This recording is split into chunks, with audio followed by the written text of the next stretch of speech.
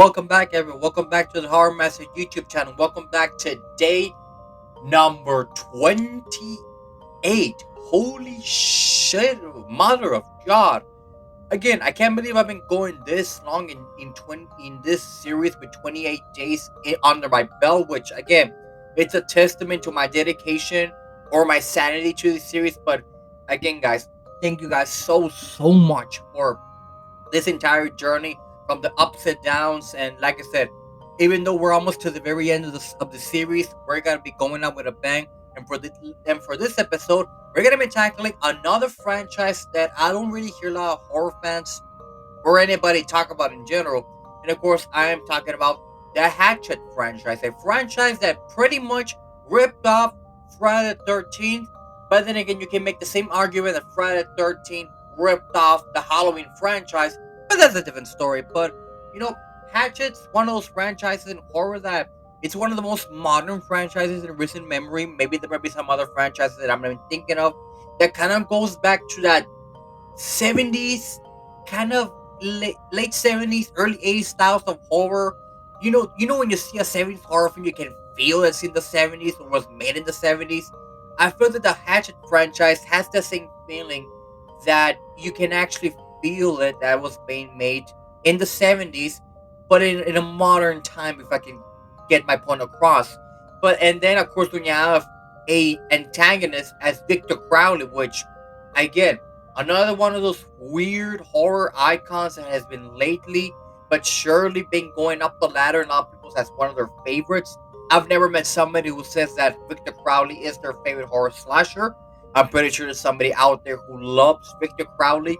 Maybe their favorite slasher, somebody better than Pinhead or Michael or Jason, whatever the hell it is. If you're that kind of person, let me know down in the comments why you like Victor Crowley so much, besides the other persons I'm talking about. Regardless, let's get into the ranking. We got 4 films to talk about this franchise. A bit of a shorter video, not as short as the previous video I did last night or yesterday. But regardless, let's get into the ranking. So at my number 4, at the bottom of the barrel, or really not, no, not really bottom of the barrel, because this franchise doesn't really have bad films. It has okay films. It's one of those few franchises that you can probably say even the worst film is still pretty good in some regards. But regardless, at number 4, we have Victor Crowley. This is the latest installment in the Hatchet franchise and pretty much takes place right after the events of Part 3. But I felt that this film really didn't feel like a Hatchet film. Something about it was odd to me. I mean, like I said, great kills, which I forgot to mention. A fucking guy carrying a machete or a hatchet in this case, going crazy, kind of like the equivalent of Leatherface carrying a fucking ass badass chainsaw, but in this case with a hatchet. But I felt that Victor Crowley, the film, didn't really feel like a actual hatchet film. I felt that the comedy, which there's a lot of comedy in this franchise, not as much as Reanimator or some of the other franchises that I previously talked about. But I felt that the comedy wasn't really in par with the tone of the film.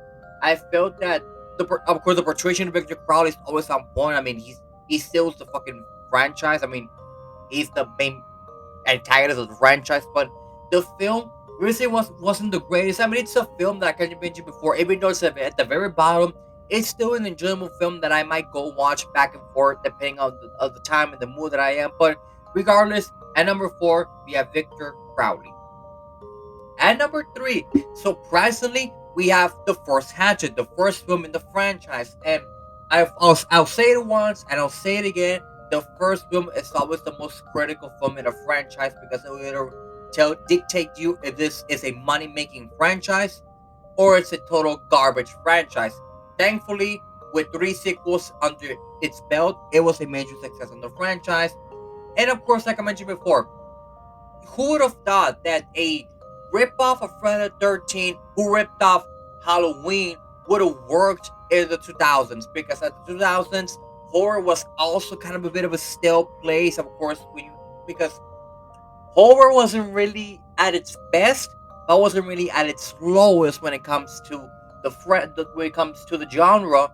But with Hatchet, I felt that it really connected with a lot of older fans who grew up watching Friday the 13th, who grew up watching Halloween, who even grew up watching a franchise like maybe Hostile, which that should have been our another franchise should have added on this series, but maybe that's a different story. But the first Hatchet, you see it and you feel like you're in a 70s horror film environment. The camera angles, the effect, I mean the fucking makeup effect of the actor who portrayed Victor Crowley was on point, which is one of the scariest motherfuckers I've seen in terms of horror. Not really scary, but the most disgusting. Maybe that's a perfect way I can say in terms of horror, but the first Hatchet, great kills. I mean, like I said, has that 70s Friday the 13th kind of vibe to it. If you're not seen any of these films, I really suggest you all to go watch them. They're really not that bad. They're actually pretty good. Like I said, even though my list might change from year now,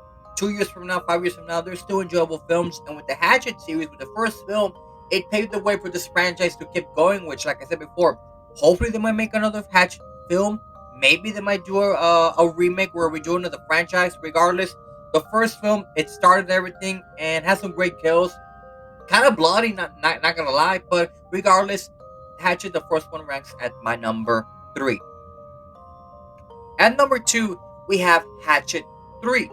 Now, Hatchet 3 is one of those films that I can compare. The best way I can compare this to Chucky to Child's Play 3. The comedy is a bit more noticeable, but the comedy is kind of helping the film in some regards. Some of the kills are kind of brutal. I believe that Hatchet 3 wanted to replicate the success of the first Hatchet, so they kind of went back and watching what made the first Hatchet work, added different stuff into the film, and it kind of worked. I mean, like I said, the chase, the chasing in the film is like, what the fuck? I mean, I'm not saying it's the most craziest film of the franchise, which we'll talk about that in a bit, but Hatchet 3, for what it is, a pretty close to solid film. A solid film that a lot of horror fans don't really sit down and watch it, which I'm just baffled because you're actually seeing a really productive, really well shot film.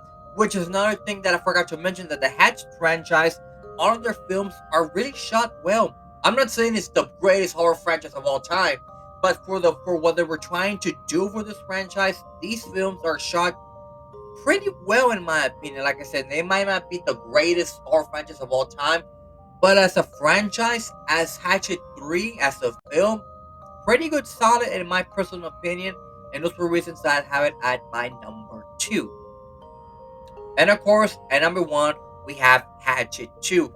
This is probably the film in the entire Hatchet franchise that I've seen probably more than 10 times, maybe 15 times, because this film goes beyond crazy. I mean, I believe after the first Hatchet, they saw the success. They took the Victor Crowley character and made him more crazy than what he is, because all the stops, all the kills, everything about it.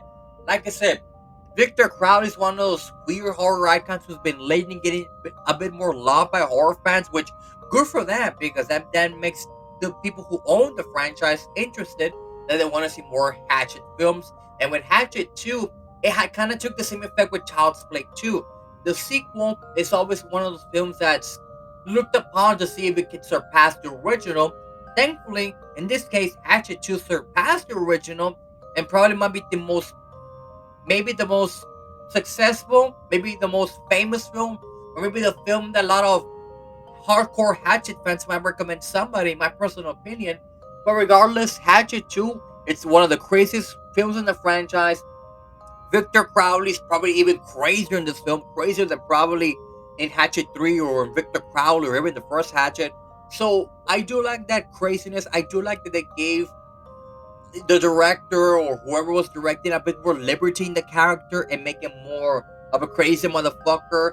Maybe like crazy, like Texas, like maybe Leatherface crazy or even Jason crazy.